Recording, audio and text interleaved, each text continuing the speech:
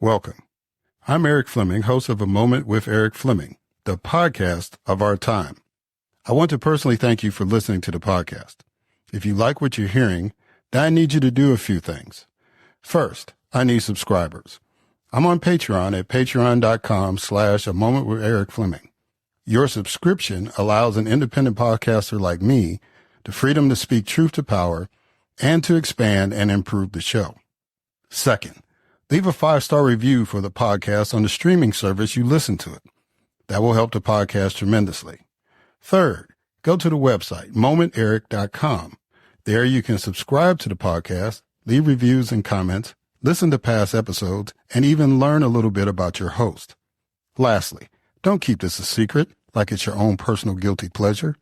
Tell someone else about the podcast. Encourage others to listen to the podcast and share the podcast on your social media platforms because it is time to make this moment a movement. Thanks in advance for supporting the podcast of our time. I hope you enjoy this episode as well. The following program is hosted by the NVG Podcast Network.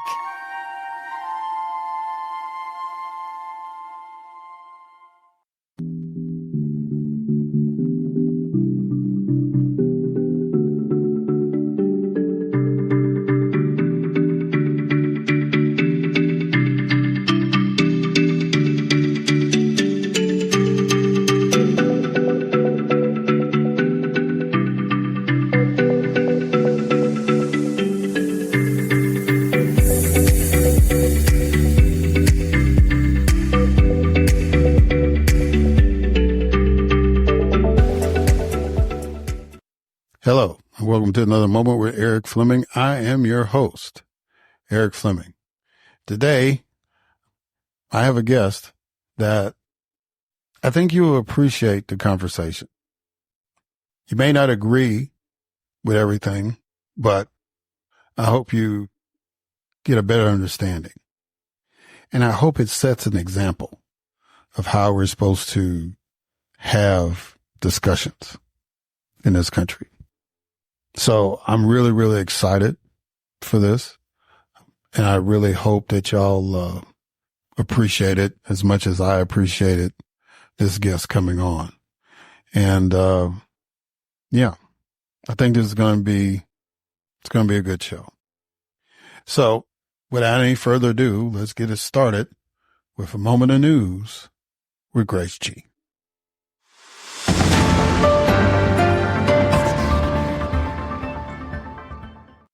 Thanks, Eric. President Joe Biden pardoned his son, Hunter Biden, after previously committing to not interfere with legal proceedings. Brian Thompson, CEO of United Healthcare's insurance unit, was fatally shot in a targeted attack outside a Manhattan hotel, with the assailant still at large. President-elect Donald Trump nominated Kash Patel, a former national security official, to lead the FBI. Chad Chronister, a Florida sheriff nominated by President-elect Trump to lead the DEA, withdrew his candidacy amid criticism and concerns over the responsibilities of the role. The U.S. Justice Department reported that the Memphis Police Department uses excessive force and discriminates against Black individuals. Walmart is revising its DEI policies amid a conservative backlash against woke initiatives, joining other major companies that have scaled back or eliminated similar programs. A U.S. judge is considering a federal takeover of New York City's Rikers Island jail due to the city's failure to improve violent conditions that endanger inmates and staff. Wisconsin Democratic Party Executive Director Ben Wickler has entered the race to chair the Democratic National Committee. South Korean lawmakers demanded President Yoon Suk-yeol's resignation or impeachment after his abrupt martial law declaration sparked chaos and a standoff with parliament. French lawmakers passed a no-confidence vote against Prime Minister Michel Barnier, a move that jeopardizes the government's ability to manage a substantial budget deficit. The United Nations is seeking $47 billion in aid for 2025 to support 190 million people in crisis, despite facing unmet needs from prior appeals. Black Friday retail spending in the U.S. saw minimal growth in physical stores at 0.7%, while e-commerce sales surged by 14.6%. And the U.S. Postal Service reported delivering over 99.2 million ballots for the November election, with a high success rate. I am Grace G., and this has been A Moment of News.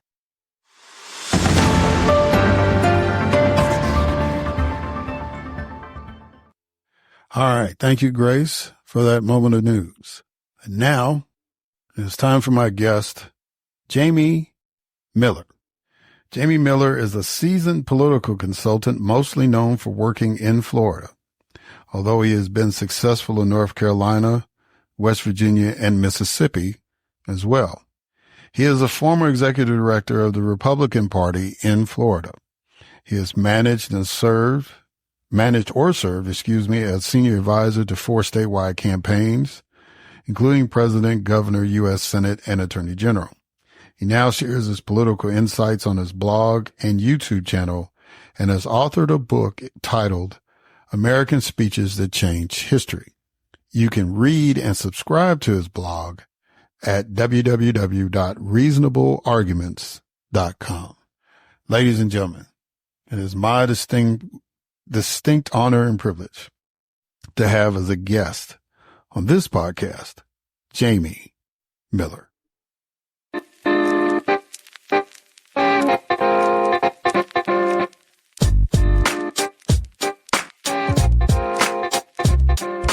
All right. Jamie Miller. How you doing, sir? You doing good? I'm doing better than I deserve. Well, that's all of us, if we really are honest about it. Well, first of all, thank you for coming on. So I've had a couple of guests on to kind of dissect what happened in the election.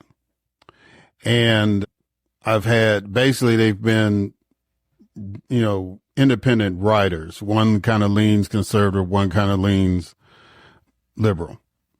And so, but you have a unique history. And so I wanted to get your take on it because I think it's important for my listeners to kind of get a sense. As many, I hate to use the word autopsies, but as many analysis, I guess, of why the election went the way it went. But before I do that, what I normally do with a guest is offer a quote to them and let them respond to it. So your quote is really, really simple. It says, "You are your ceiling." What does that quote mean to you? It's funny. On my dry erase board, I have that exact quote.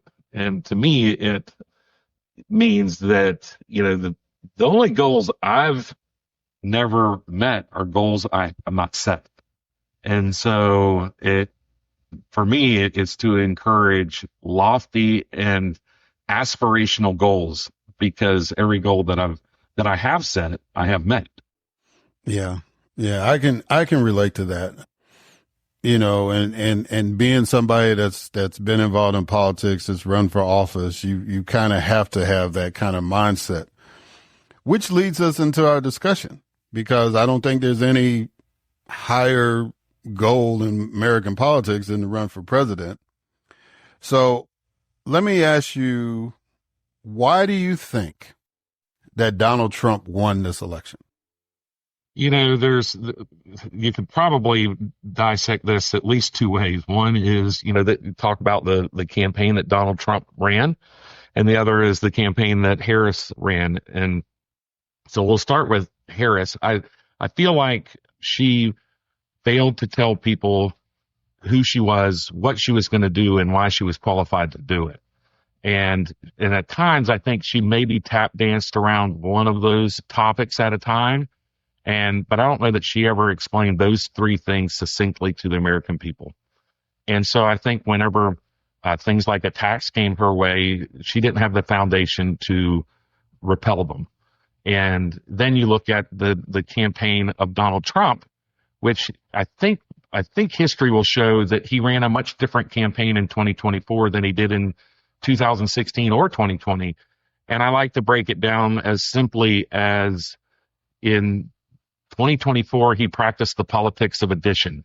And in those 2 previous campaigns, he practiced the politics of subtraction.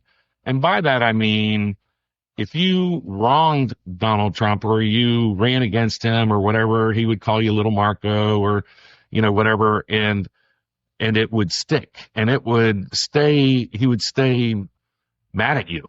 Right. And you were not going to be part of his administration. He really didn't care what you had to say. And compare that to 2024, where, he practiced the politics of addition. He brought in Robert F. Kennedy Jr. He brought in Tulsi Gabbard. He brought in, former, Nikki Haley spoke, at the Republican National Convention. So I felt like he tried to reach a larger electorate in 2024. And it appears that he is doing so with his cabinet picks. So I'm encouraged.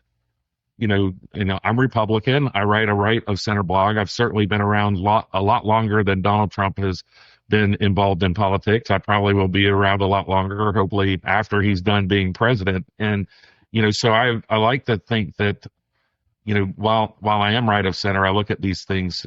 I try to look at things. I try to view all 360 degrees of the elephant, so to speak. And, nobody gets to see them all, but I try to, my experience probably allows me to see more than most. And I think that's the basic breakdown of this political campaign. We can get into and dive into deeper on either one of those folks or what they did, but I think that's probably a pretty good, top line analysis of Harris's failures and how Trump was able to build a coalition that helped him win. Yeah, so that's interesting. That's the first time I've heard anybody use the term addition with the Trump campaign, because people of my political thought and most people that, I guess, I don't know if you can call them fair or not, but most of the talking heads, they focused in on what he was trying to eliminate, like mass deportation or DEI or stuff like that. So it doesn't naturally equate to us. I'll just be general like that the word addition comes to mind.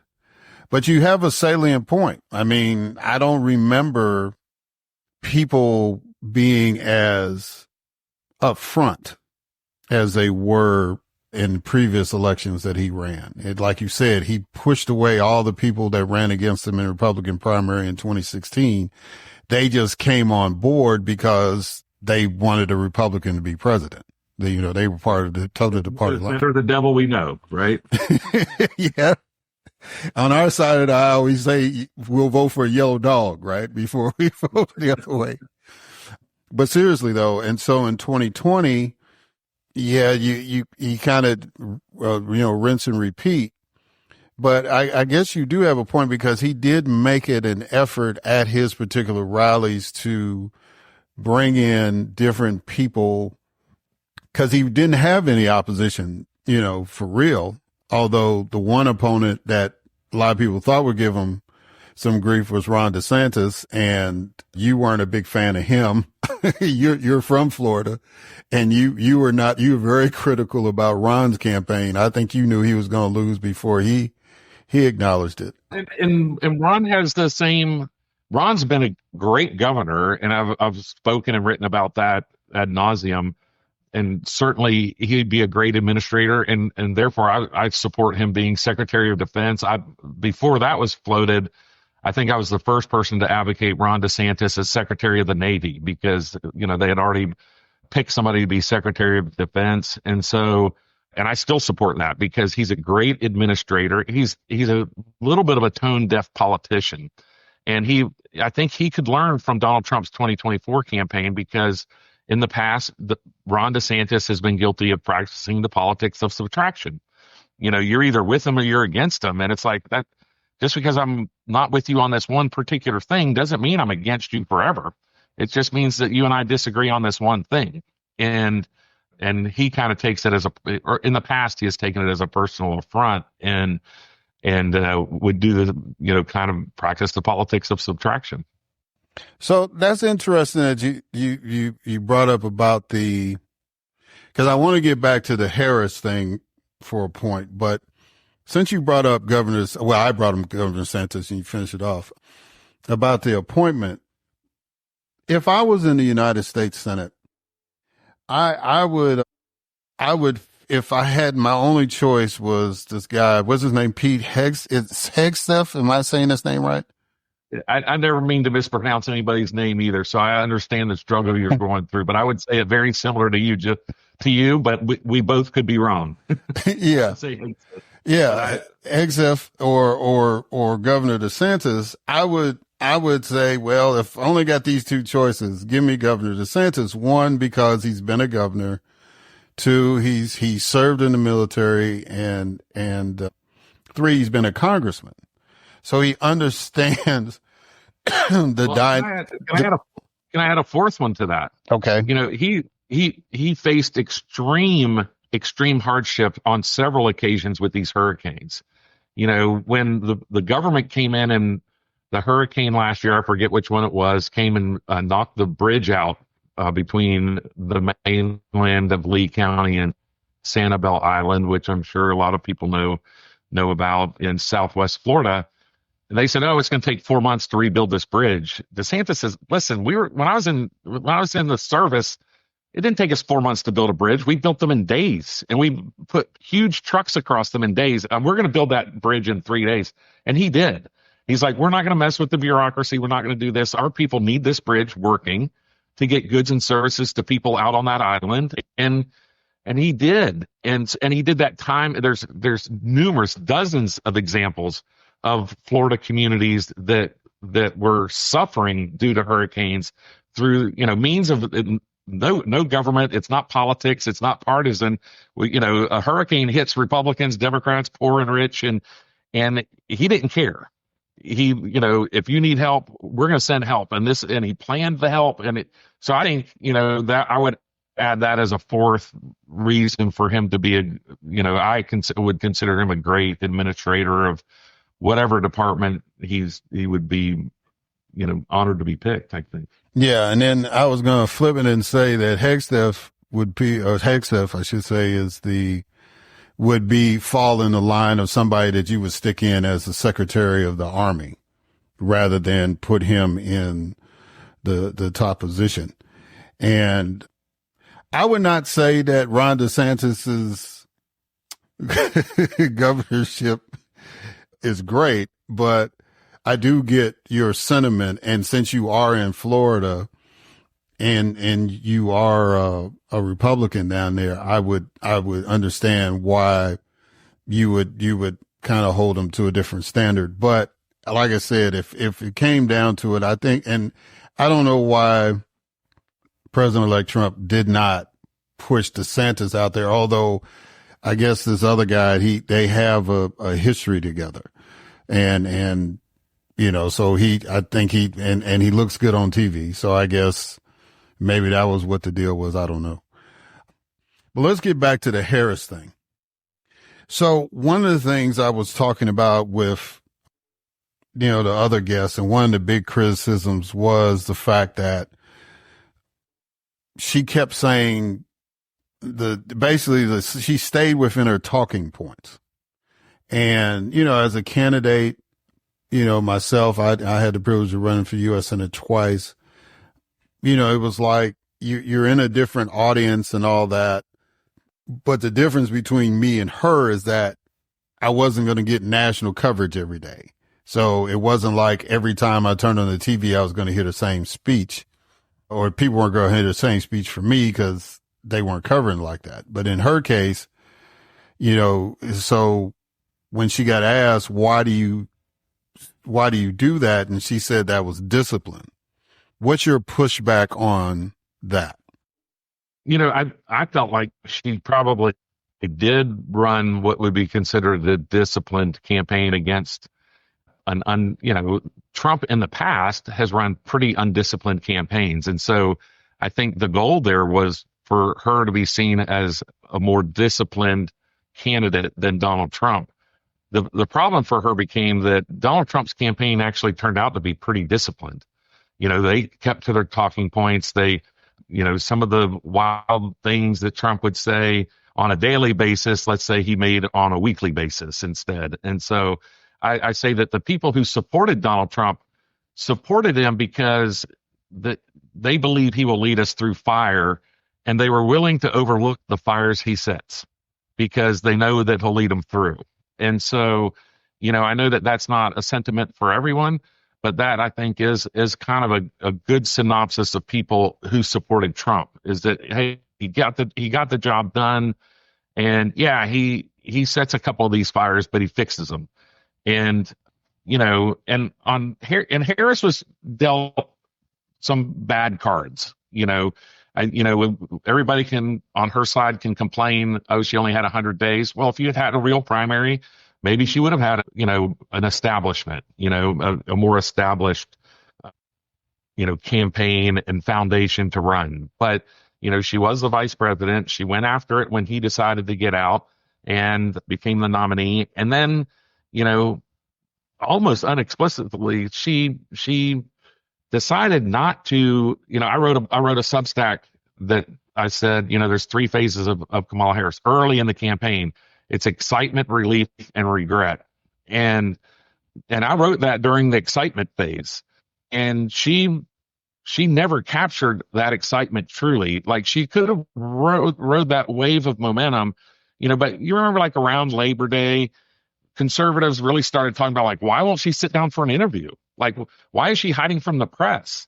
And so she, by not sitting down for an interview or not going before the press, she squandered that excitement phase. And quite frankly, this race was close enough. If she could have spread that excitement phase out probably just another 10 or 12 days, she probably wins this race. But she I felt like she squandered the opportunity that was given to her, because there was certainly a lot of excitement going into and out of the Democrat National Convention about her candidacy. And then, she faltered, and so now she was given a bad deck of cards, because they kept saying things like, oh, the economy's in great shape. And while that, from an economic standpoint, if you have an economist talking to you, those numbers would say, oh, the economy's on a better place than what it was, during the inflation years.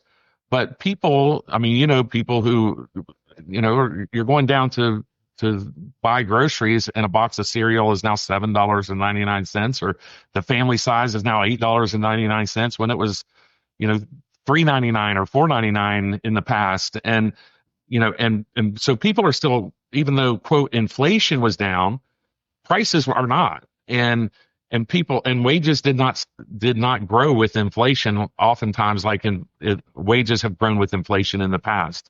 And so she was facing kind of this double speak. And then in August, when I think she had trouble, when the Department of Homeland Security said that there's 300,000 children lost that are unaccounted for, unaccounted for children in the United States. And they said that they didn't know if they were alive, sex trafficked, enslaved.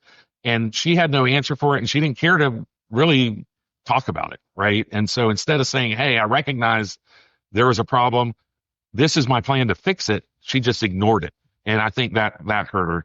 The DEI, I think, was another issue that Republicans, grabbed hold of. And I think that people misunderstand, DEI programs, affirmative action, we used to call it, and all those sorts of things where, those programs are put in place to try to ensure that about 30% of the population, let's say, is treated fairly in things like hiring and in jobs, large corporations. While those programs are put in place to protect 30% of the population, they apply to 100% of the jobs. And so I think enough people reached a level where they're like, hey, I'm in my mid 40s, I'm 50, and I just got passed over for promotion by a 28-year-old who is less qualified than me, but they check another box. And whether that's true or not, I think that was a sentiment that was felt out there among the electorate. And there were other things, I think, where Democrats went too far. Of course, you mentioned the open border, and there was really no recognition of that number one was a problem, or number two, they had a plan to fix it. Another one, and I think this plays into the inflation, And in Florida, this was a big deal. I know in a lot of places it's not a big deal. I think in very cold climates, it's a big deal. But when you start talking about things that haven't even really hit us to evacuate Miami-Dade, Palm Beach, and Broward counties, which are Fort Lauderdale and West Palm Beach, those three counties in Florida are the population of Maryland. Maryland's the 10th most populated state in our country. And if you have to evacuate them with electric vehicles, they make it to Disney World in Orlando before they have to recharge. And there's just no mechanism in place for a mass evacuation of people in electric vehicles. And where I live in Sarasota, Florida, we have one of the best beaches in the world, Siesta Key, and it was evacuated and people left their electric vehicles. And when Siesta Key, in a lot of these places, the garage is flooded, but the houses did not because the houses are higher. But the electric vehicles are obviously in the garage. They caught on fire, and we lost at least a dozen houses on Siesta Key because of electric vehicle fires. And so I think that Democrats ignored a lot of practical application issues that Americans were feeling. They either ignored it or didn't understand that their policies were negatively impacting real people. Yeah. And so, Jamie, you just broke news because that's the first I had heard about that phenomenon about the electric cars and the flooding and all that kind of stuff. And that kind of exacerbates what's going on in Florida. And we'll have to come back at another time to talk about that as far as the insurance and all that goes. So let me ask you this. On your website, you have a quote that says, "History repeats itself, but in such cunning disguise that we never detect a resemblance until the damage is done." So throwing that quote in the context of this question, should Americans be concerned about democracy in America? I write on every election day. I post on social media, whether it's a presidential year or in Florida, we have our gubernatorial elections in non-presidential years. I write that we are very fortunate as Americans that we are able to, number one, have these discussions and voice our opinions through our votes. But truly, we're really the only people in the world who can tell our government and our government leaders that they've gone too far. And so you're on the left, I'm on the right. If you and I agree that our government has gone too far on anything, there's enough mechanisms in place that our leaders will listen to us. And, so I truly do believe that. And so, no, I don't think that democracy is at stake. I don't think democracy was at stake if Harris won, because of my foundational belief that American people are stronger than its government. And while we argue about our government, and it certainly makes for fun and interesting podcasts, it's, when we decide, I really think in this election, not DEI, but certainly the transgender issue went too far when you have boys in girls' bathrooms, boys in girls' sports, and men in women's prisons. And I think that particularly on that issue, the American people said, this has just gone too far. This is not what we want. And, this is really the tail wagging the dog. And, while our system's based upon conducting the will of the majority while protecting the rights of the minority. And while our history hasn't always been great in the aspect of protecting the rights of the minority, we, strive to live to that standard. And this was certainly a case where, certainly the minority was driving the policy against the majority. And I think the majority stood up at this election and said, this is too far.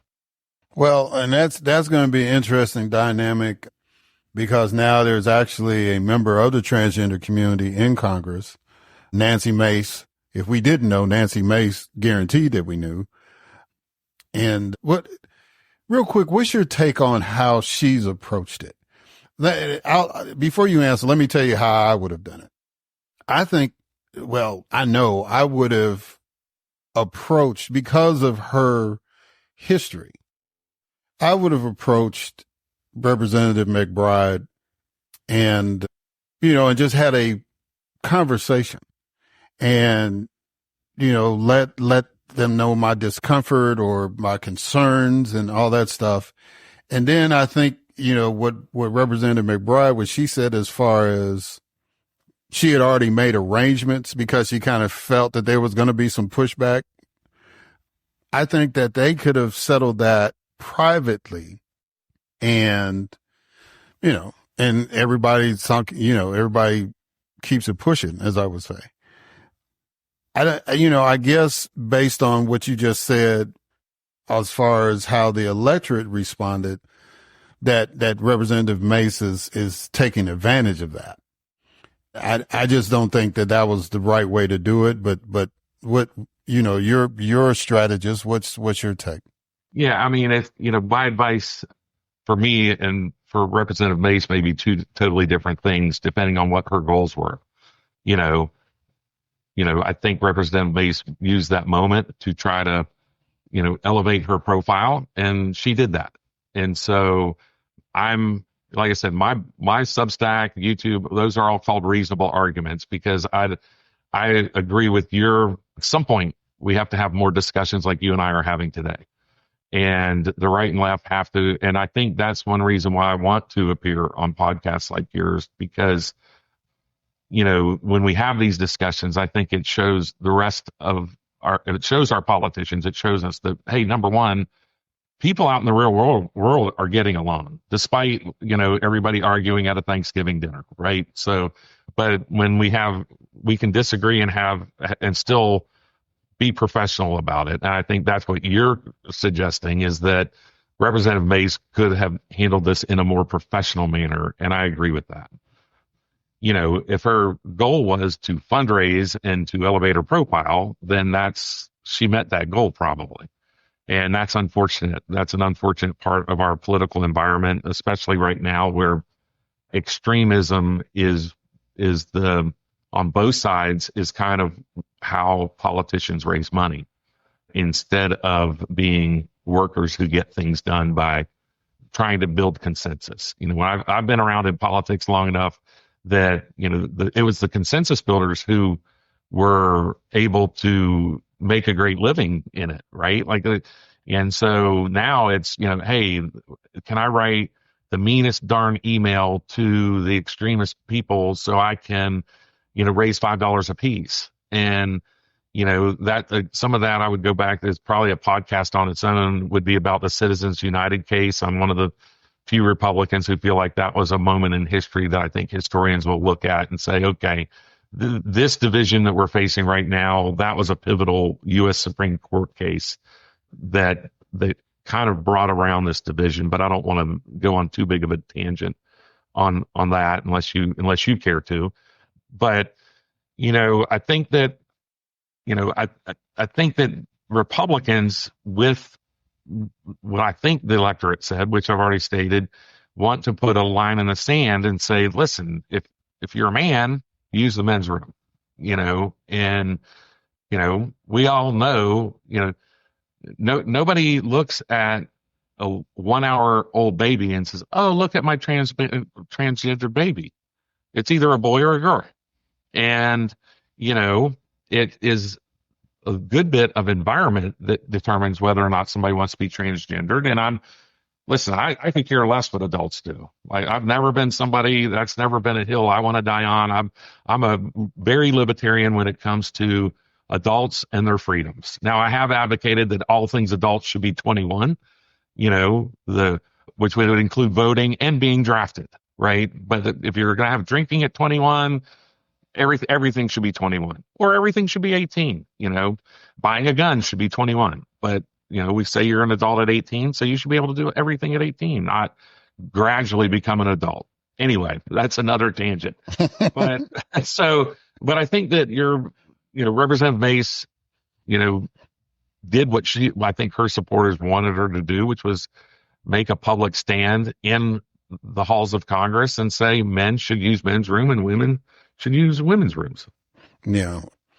So let me get back to the gist of why I asked that particular question about democracy, because you mentioned the word extremism, and I think one of the big concerns I had, and And the first time that Donald Trump was president, whenever I went to DC, I said, take me to the National Archive first. And they would say, why? I said, I just want to make sure the Constitution is still on display. Cause I've never seen anything in his leadership style that makes me feel comfortable that he respects the Constitution. And I listened to a lot of his rhetoric and a lot of his supporters' rhetoric during the campaign season this time. And, you know, just some of the words that they used and phrases and all that. You know, that's why all this talk is going on about authoritarianism and fascism and all that. And I get it that the president of the United States is a strong executive, but there's limits to that. And he's come across as he wants to push those limits as far as he can. That's why I asked the question about democracy. I'm hopeful too that the people will have the final say, but I'm also a student of history and I've also observed what's going on in other parts of the world, and the people's best intentions sometimes fall short. So that's why I asked that question. But you think that the American people are going to be more resilient and we'll be able to keep this democracy? Well, we have elections every 2 years that impact the president. And I don't want to say that, you know, oh, Donald Trump can't get anything done, you know, but when, you know, Donald Trump is in his last term as president, and, you know, we know that Congress is going to be separated by the U.S. House is going to be separated by about 4 votes. There's almost, I haven't really double checked it, but it's about the same majority, 4 votes in the U.S. Senate. Although there's, you know, a quarter of the people in the U.S. Senate. And so, you know, we're going to, you know, Donald Trump's going to try to move as fast as he can. And, you know, there will be bumps along the road. And I think he has to be very strategic about what he tackles publicly, you know, and how he tackles it. Because when his team's looking at, oh, well, he's going to be president for 4 years, this window is only 2 years long. Because if Democrats take the House, and that's normally what happens, is that, you know, Americans say, oh, you know, we've had enough of the top, you know, and we're going to switch, you know, we're going to have a little bit more balanced government by, you know, having, you know, more Democrats in the U.S. House in the midterm. And it works just the opposite when a Democrat's president. So, you know, so I think he has a very short period of time to try to get, you know, like we start talking about all the rhetoric of the campaign, you know, there's a lot that he wants to do, but he has a very short time to do it. He's going to have to decide what are his priorities. You know, is the priority to eliminate the Department of Education, or is the priority to, you know, round up 10 million illegal immigrants and deport them? My guess is, you know, the 10 million is probably a huge lift, you know, and something that Americans will not, the reality of that will be greater than the political will to do it. And not that there aren't Americans who want it done, but I just think when people start seeing people in their community, the owners of their restaurants, you know, their friends' kids, the kids who are their friends of their kids, you know, being deported, and I think, you know, attitudes that on that particular issue can change very quickly. You know, so he has to decide what his priorities are and what, number one, he can accomplish in a very short period of time, and how much political, you know, capital he's willing to utilize to get those things done. Yeah. So there's a couple more questions I want to ask you while I got you.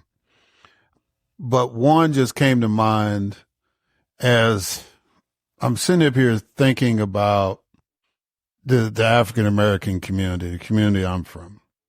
And a lot of people were very dismayed with the results. And, you know, there was some idiotic debate about whether Kamala Harris was black or not. And on this podcast, she's black. So we'll keep that moving. But seriously though, I think, there's a major concern because you mentioned about the Department of Education and I think there's a major concern about how the conservative movement views black people. We talked about DEI and how people misinterpreted that, and that was your words, not mine. But what would you say? This is your moment to speak to black folks. What would you say to them to assuage their fears about this administration and the conservative movement? Yeah, I think that, I think we all want the same things. We want a good economy, we want safe streets, and we want good education for our children. I mean, I think those are probably three major things that everybody wants. And, we may see things a little differently on how to get there. And, I believe, when it comes to specifically education, that the money should follow the child. We have, in Florida, we have 67 counties. We have 67 administrations to administer our local schools. And I'm not saying that should be scrapped or be taken over by the state or federal governments, but all these administrations, when you start talking about that, and you start talking about school buses, which I think are still very much needed in some areas of our country, but some areas, in Sarasota, there's not very many school buses or kids on school buses, so it seems like a redundancy of tax dollars when you have a school bus and a public transit bus, right? And I think there are communities who are trying to rectify those things to save tax dollars, but when you start looking at the amount of money that is spent on education and the amount of money that is spent in the classroom, I think we can do better. And one way we can do better is saying, hey, listen, the money's going to follow the child. So if I don't believe in religion in our public schools, but if you're a religious person and you want to send your child to a religious school, the tax dollars should follow the child. If we're committed as Americans to educating children, which I think we are, I think we agree on, that, that should be a parental decision. And I know that some disagree with that and think that the government can better make those decisions. But, I'm a parent myself. My children are outgrown. I have grandchildren, but I feel like parents should have that choice. And Florida's kind of the proving ground for that. And it's worked out really well. And I think that it's worked out maybe not perfectly, but I think it has worked out well in the African American community. We're very, very new in the phase. I think this year was maybe the first year where truly money followed the child. So it's still, a work in progress. But, my encouragement is that, I don't like to separate our communities and say, hey, we're going to do this or that for a community. I've written my very first letter to the editor in the 1980s was about racism and affirmative action. And at that time, the college admissions was the big deal, right? And so what I said then, and I agree with now, is that racism is going to continue to exist as long as our government continues to separate and ask us about our race and make financial decisions based upon it. And, I don't believe that the government should be asking about our race. And I don't think that the government should be making any decisions based upon race. Whether that's a small business loan or college admissions. In Florida, for instance, we have a rule or law in Florida that a certain percentage of top performers in every high school get to go to college. They must get accepted to college, right? And so instead of saying, oh, well, we're going to have this affirmative action rule, we recognize the fact that, some communities, a rural community, for instance, may not have as much money that they put into education as Sarasota. And so, in Sarasota, we vote to tax ourselves a penny sales tax to put directly into K through 12 education on top of what we get through other means, right? So we do have more money here in Sarasota than a lot of communities. But, in Florida, I think that's a fair way to look at, hey, listen, over in Wauchula, for instance, a little rural community, you might not have the same level of, be able to attract the same level of teachers as Sarasota, Florida. And so we feel like that, I feel like that balances that a little bit better than just saying, oh, we're going to, we have 18% African Americans. We're going to have 18% African American admissions to college, because I think that, quite frankly, takes away from, what if 22% are the smartest of the bunch, right? Like, so you're now saying 4% of African Americans are denied entry. And I just feel like as long as our government is making those decisions based upon race, that, we're going to continue to face some of these problems. Well, Jamie, you passed the conservative position test. That is a true conservative position. So I appreciate you doing that. Let's close it out with, I'm going to combine the two questions, and it might be a little awkward, but I think you can handle it. The first part is, what motivates voters more, fear or hope? And tying into the next question, what is the future of politics in America as you see it? Oh, okay. All right. I think the difference between fear and hope depends upon the dynamics of the race. I always say elections are about who is running against whom. And, you have a narrative that is built around each candidate. And so, Barack Obama built his narrative around hope, and it worked.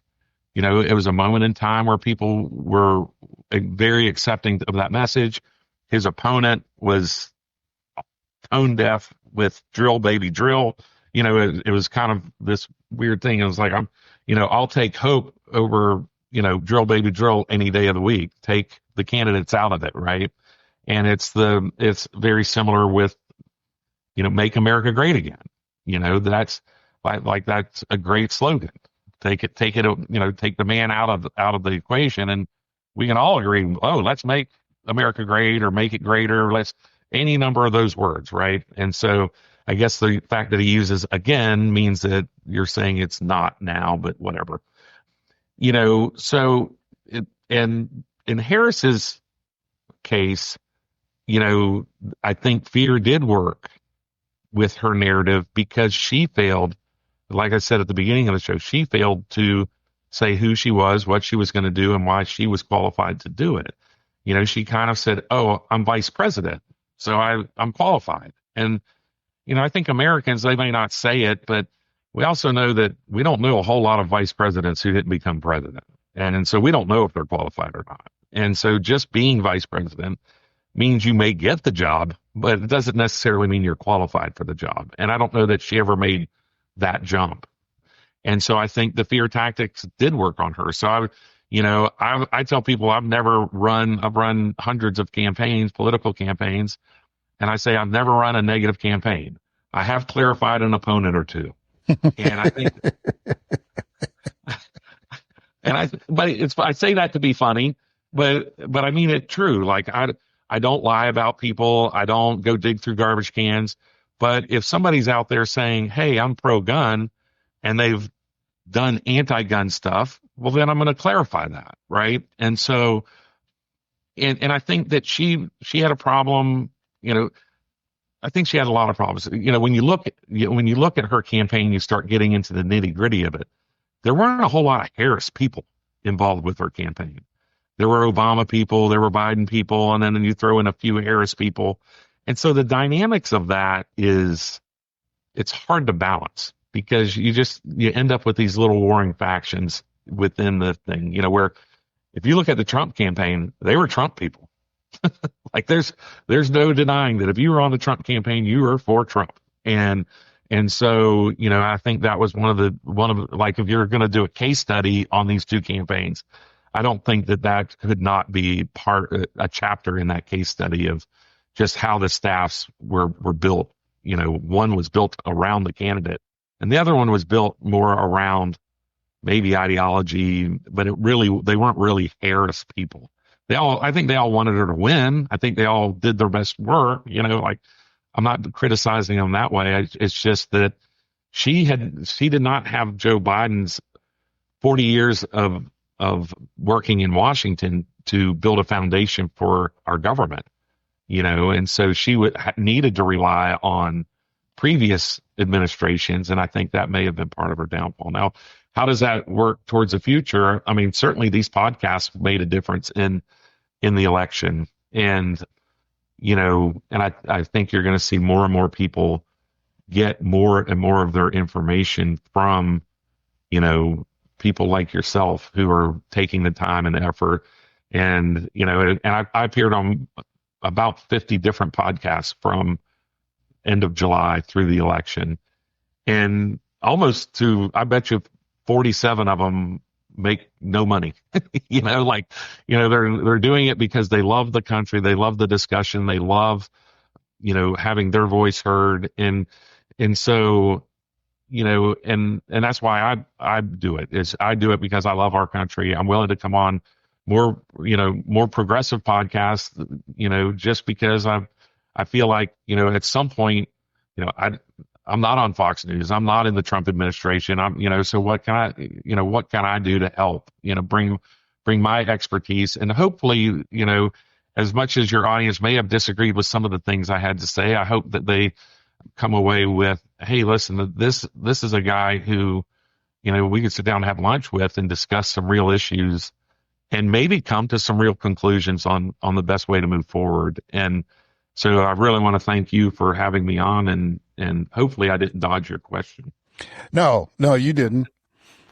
And with the time constraints, even if you did dodge it, I was going to let you slide, because I've taken more of your time than I promised you. But I want to double down on that sentiment, because the only way that we can guarantee that democracy is going to not only stay but thrive is that we have discussions.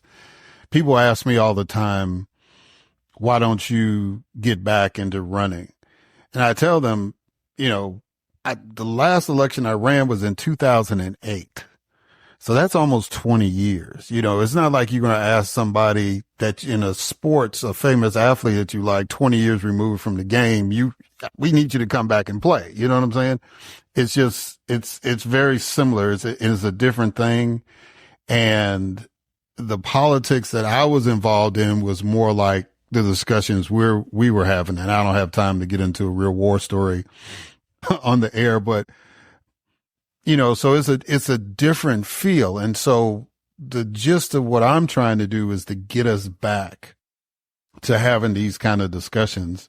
And we don't have to agree, but we don't have to be confrontational about it.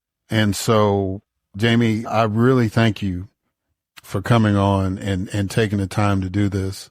And hopefully, I hope you understand that once you've come on my podcast, you have an open invitation to come back. So if you say, your hair's on fire, look, I need to talk about this, we'll get you on and we'll talk about it. So, Jamie, thank you for doing this, and happy holiday season to you. Merry Christmas and all that stuff. It's my honor. Thank you.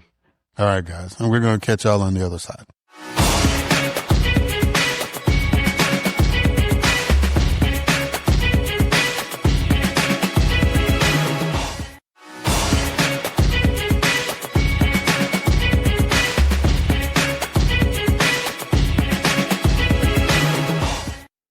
All right. And we are back. So I hope y'all got some out of that discussion. Jamie, again, thank you for coming on. I really appreciate Jamie Miller. And I forgot, we got so caught up in the thing, I forgot to give him a chance to promote, what he does and all that kind of stuff. But, like I said in the intro, you can go to www.reasonablearguments.com and and read his stuff and kind of understand why I reached out to him to come on. And, all this contact information and all that stuff is on there. So I apologize, Jamie, for not giving you that. I usually give guests the opportunity to, pub whatever they're doing and how people can reach out to them. So like I said in the interview, next time you come back on, we'll make sure we do that. A couple of things from that we really didn't get into, but we got into it with the Secretary of Defense appointment and all that. I think that we as a community, when I say community, I'm talking about Black folks, African Americans. And I do want to make that clear too. You'll hear me interchange that because that's me. I know some people are trying to, for whatever reason, separate that. And I'll probably mention that several times until people come to their senses that Black American, African American are interchangeable. They're not unique. They're not separate. And if you listen to my last podcast, I basically kind of explained where my mindset is on that. But we have a unique opportunity to decide how this thing is going to go. And I've noticed now that some of the emotion has gone away, that people are talking about collaborating again. People are talking about engaging again. And, those of us who are committed to the work, we have to take our losses as well as our victories and keep it moving. So I'm encouraged because we're at a point now where we cannot go back. That wasn't just a campaign slogan for Vice President Harris. That is a mindset. We can't go back. We've got to keep moving America forward. We can't recess. And so we need to have real discussions about how that looks. And we need to have people having calm, rational interactions to move this thing forward. And we can't really get distracted by, sound bites and tweets and all this other stuff. So we have to engage. It's easy to take your ball and go home. If the game is not going the way you want, you can do that when you're a child. But as adults, we can't do that. We've got to continue to be engaged. We've got to continue to fight. We've got to continue to raise our voices. And, we've got to be willing to stand in places where we're not comfortable and let people know how we feel. In other words, in the old colloquialism, when I get hurt, I say, ouch. And as long as we have the right to do that, we should do that. I think what you saw on the other side was that they were able to effectively connect with pain. And when I say pain, means struggles, meaning economic struggles, meaning worries about day-to-day stuff. And it doesn't mean that we acquiesce to fear or anger, but we do need to say ouch when we hurt. And, I don't know if you can effectively boycott anything anymore. Doesn't hurt to try, but there's got to be some way that we let these companies, for example, that are now saying, oh, it's, because of the backlash, right? we're going to renege on all the promises we made in 2020.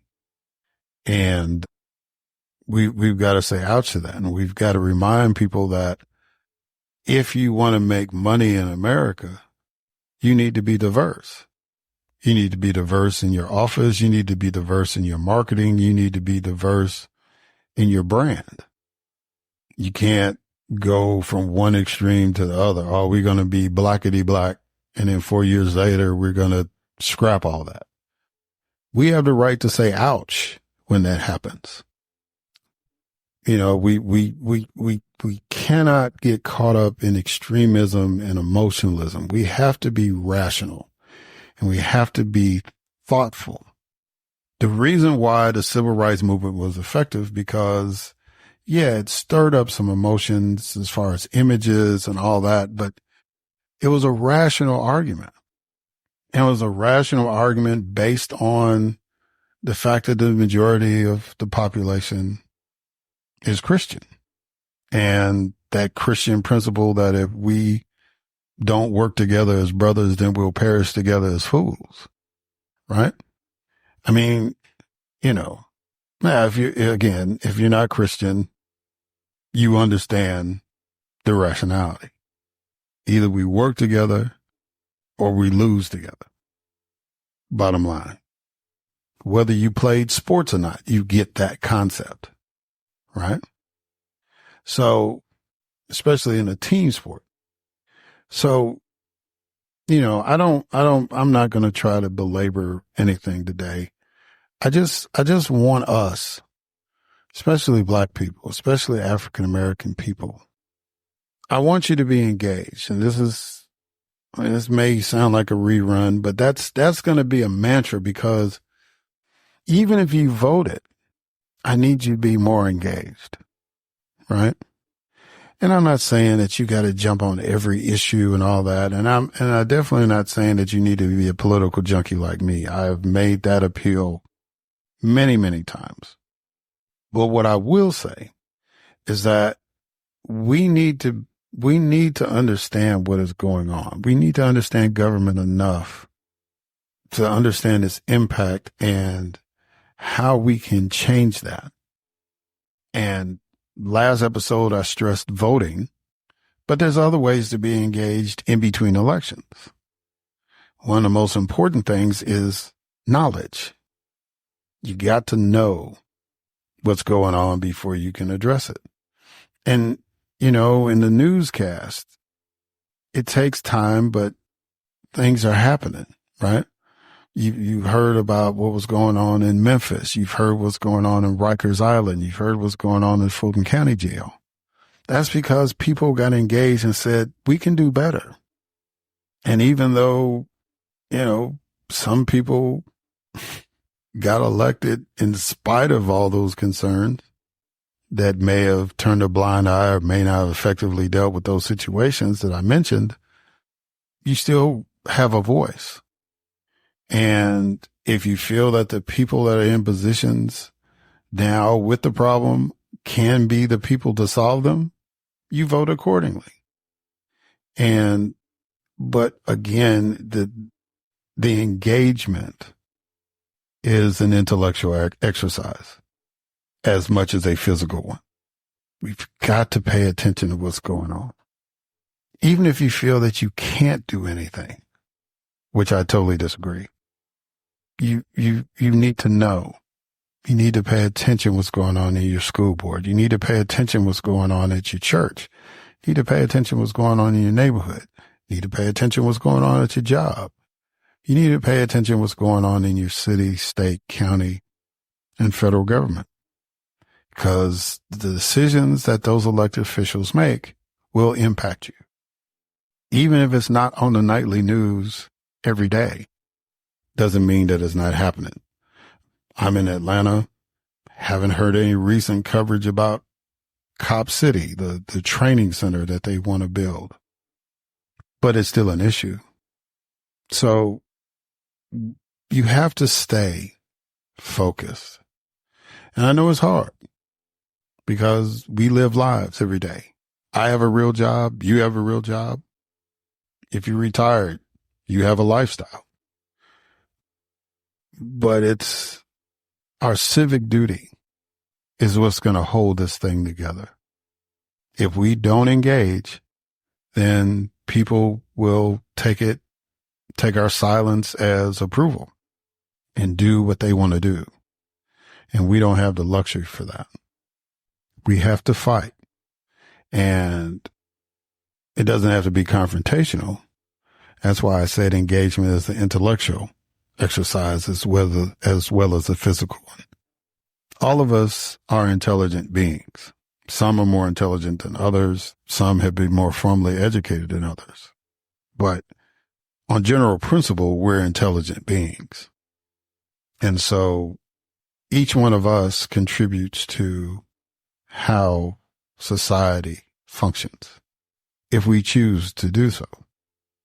You know, there are people that are fighting for their right to contribute more to society, and we need to fight for that, right? Alongside with them.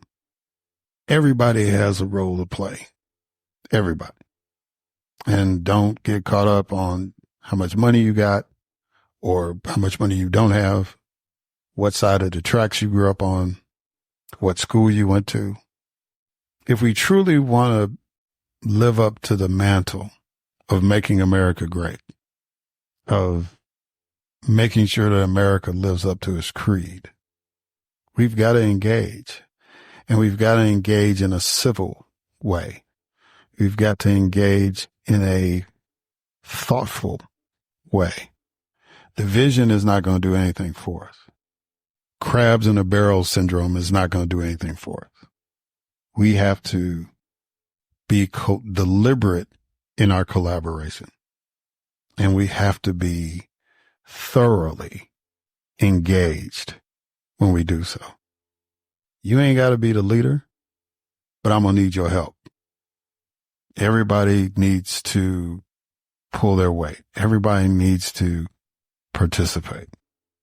If all you want to do is vote, okay. Because not voting is not an option to me. Maybe an option to some folks, but not to me. But if that's the bare minimum you want to do, I thank you for that. At least that's an engagement. But in order for us to really, really move this needle, if we really want a country that our children and our grandchildren and our great-grandchildren can live and live abundantly in, then we have to make a commitment to be engaged. And so that's the purpose of this podcast. That's the purpose of other like-minded people like me. It's the purpose of all these different groups that are out here and all these folks, you know, that are out here not necessarily getting all the notoriety and the praise, but they're doing the work. It's that dedication when people show up to teach our children. It's that dedication to show up at your job to make products that are beneficial. It's your job when you work for the government. Anything that you do should be contributing. But when it comes to our governance, there really shouldn't be any barrier to that other than your will to do so. I can't make you do it, but I promise you that the more of us that are engaged, the more of us that are involved, the better our chances to succeed and to advance and to move forward. Thank y'all for listening. Until next time.